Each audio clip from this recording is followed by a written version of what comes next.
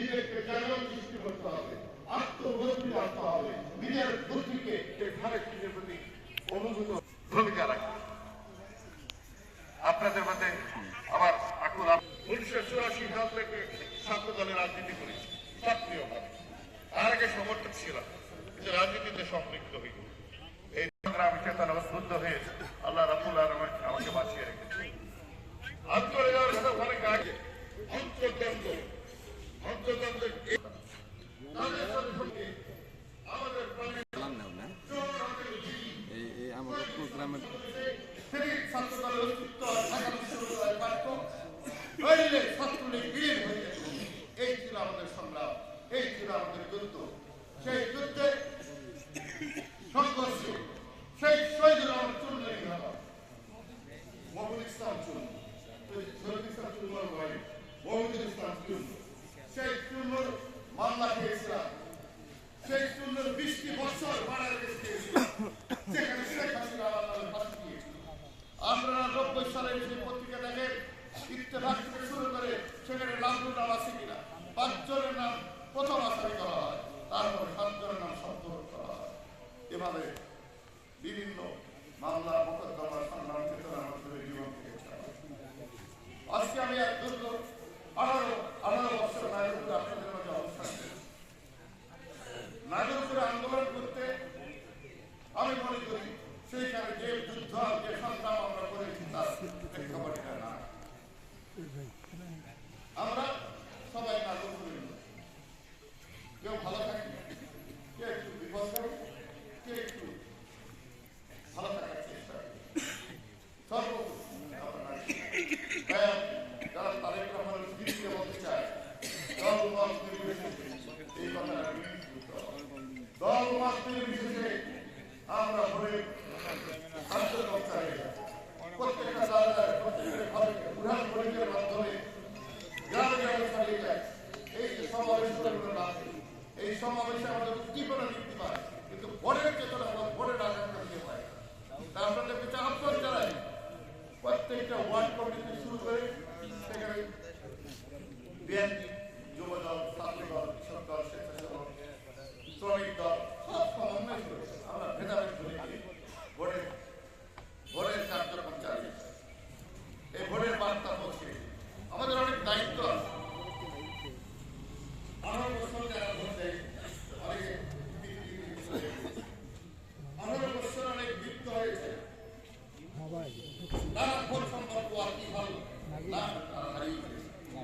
বিশেষ করে 2007 সালে যে শিশু জন্ম নিয়েছে সে আজকে ভোটার, সেই ইয়াং জেনারেশন, সেই যুবক, সেই যুবকদের উদ্বুদ্ধ করতে হবে ভোটের ক্ষেত্রে। তারা দেখেছে কিন্তু তারা জানে না শহীদ প্রেসিডেন্ট জিয়াউর রহমানের ইতিহাস, তারা জানে না বেগম খালেদা জিয়ার ইতিহাস, তারা জানে না বাংলাদেশ জাতীয়তাবাদী দলের সৈনিক ইতিহাস, যারা তারেক রহমানের কি ইতিহাস তারা জানে।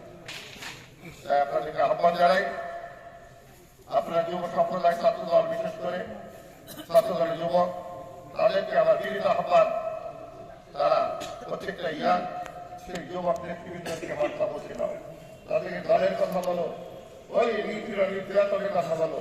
এই দেশে যদি সেই শেখ হাসিনা তারা রয়ে যায়, তারা আবার যদি ক্ষমতায় আসে, তারা এদেশকে কিভাবে ধ্বংস করতে পারে সেই সঠিক দিক নির্দেশনা আমরা জেনে দিয়েছি।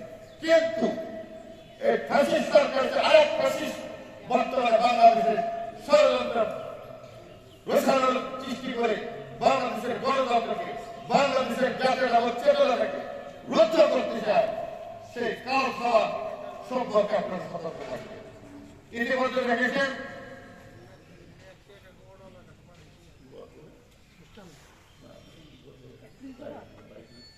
পোস্টাল বোর্ড, পোস্টাল ব্যালট, সে পোস্টাল ব্যালট কিন্তু ধরা পড়ছে জামাত চক্রের মাধ্যমে।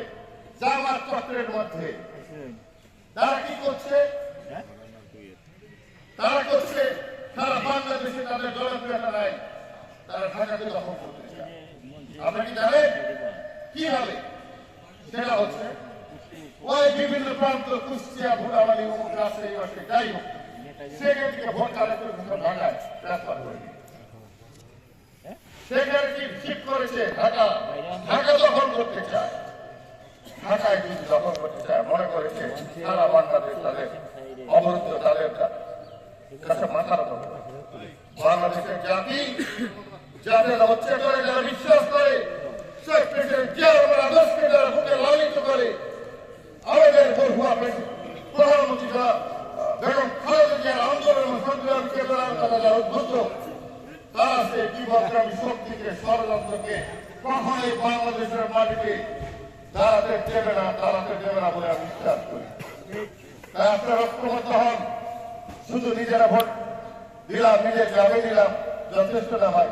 পাশাপাশি প্রত্যেকটা গ্রাম, প্রত্যেকটা ইউনিয়ন, প্রত্যেকটা জেলা উপজেলা সর্বোপরি এই নির্বাচন নাগরিক দলের নয়, এই নির্বাচন আমাদের সারা বাংলাদেশের ৩০০ আসনের নির্বাচন বাংলাদেশ জাতীয় দল।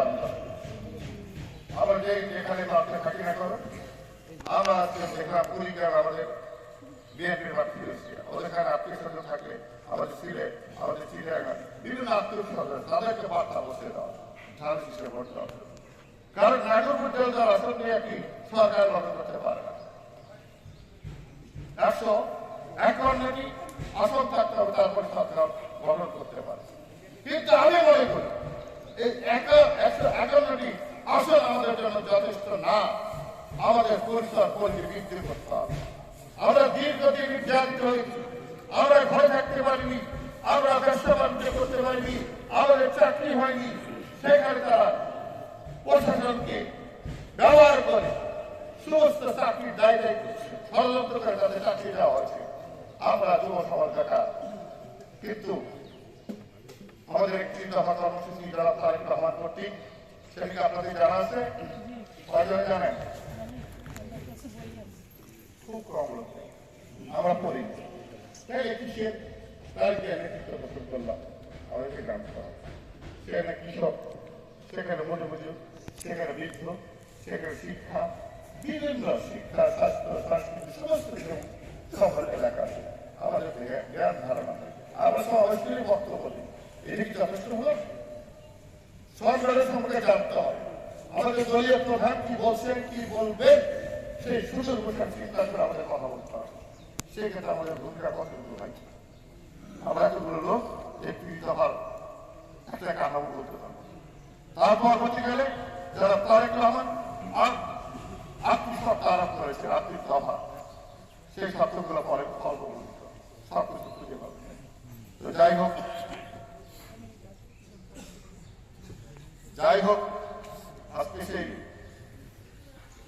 বক্তব্য আপনাদের কিন্তু মত দিতে হয়। আমি আজকে আপনাদের কথা শুনব কিভাবে আমরা ভোটের ক্ষেত্রে ভোট রাজনীতি, ভোট গ্রহণের রাজনীতি, অংশদারিত্ব রাজনীতি, বিভাজনের রাজনীতি বন্ধ করে ঐক্যবদ্ধতা, আন্তরিকতা রাজনীতি সৃষ্টি করা যায় আমাদের মধ্যে। সঠিক যোগ্যতা, সঠিক নেতৃত্ব।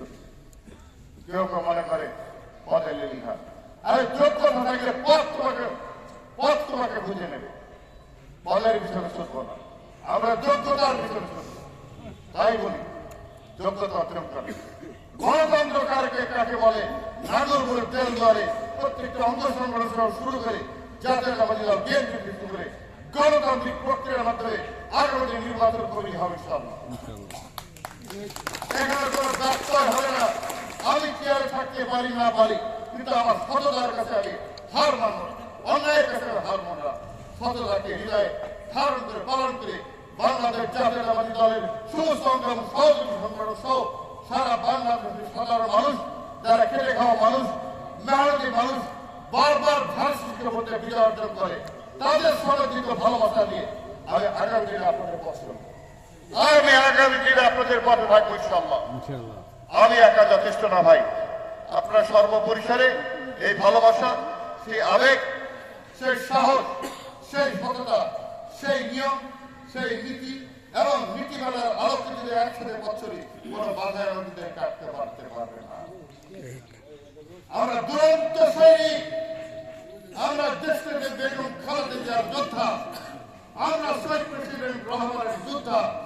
আমরা বর্তমান আমাদের গণতন্ত্রের বক্তব্য নিয়ে বাংলাদেশ জাতীয়তাবাদী দলের চেয়ারম্যান যারা তারেক রহমানের যোদ্ধা হিসাবে আগামী সংগ্রামে ভোটের নির্বাচনে আমরা প্রমাণ করতে চাই বাংলাদেশ জাতীয়তাবাদী দলের বিশেষ করে অঙ্গ এবং সহযোগী সংগঠনের নেতৃবৃন্দ দুর্বার আন্দোলন, দুর্বার রাজনীতির মাধ্যমে, দুর্বার যোগ্যতার মাধ্যমে আগামী নির্বাচনে বিজয় লাভ ইনশাআল্লাহ সুনিশ্চিত করবে।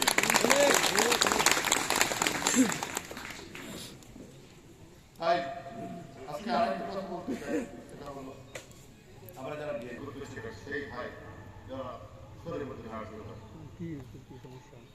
শরীরের মধ্যে ঘাট করে আমি গতকাল বক্তব্য বলেছি যারা ষড়যন্ত্র পালন করে সংগ্রাম চেতনা উদ্যোগ আমরা